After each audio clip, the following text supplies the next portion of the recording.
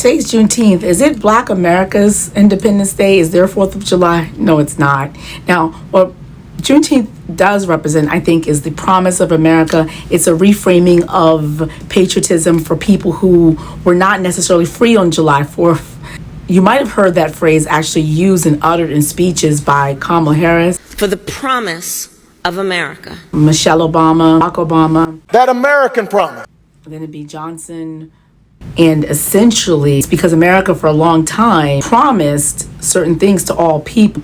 Emancipation Proclamation took place, and years after everyone knew they were free, people were still exploiting their labor in the West, in Texas, until word got out. And that's what Juneteenth is. It's a celebration when everyone is free, when that promise is symbolically kept. But we all know that after freedom came Jim Crow, there's Reconstruction era, there's redlining, there are vestiges of the antebellum South continues, and the legacy of it continues on today, where we have inequities and inequalities throughout America life in different strata because of those inequities. And there's been systems, efforts put in place over time to redress some of those past wrongs by the government, something that which the current government is trying to scale back in Donald Trump's successive anti-DEI initiatives, where he essentially says pause on equal employment, pause on studying those those vestiges of the previous era, and any efforts to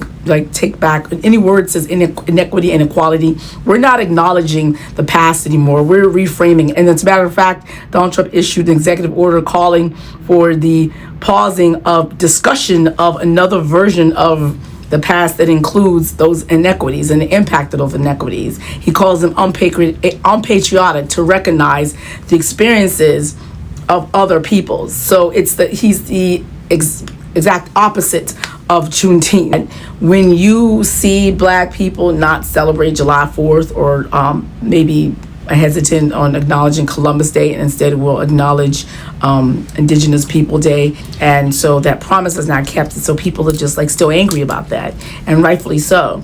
So, and if they choose not to, you can't criticize them, because a lot of folks right now, the guy who's in office, his phrase is "Make America Great Again," and all those people who are supporting of him, who wore those caps, essentially what you're saying is America's not great now.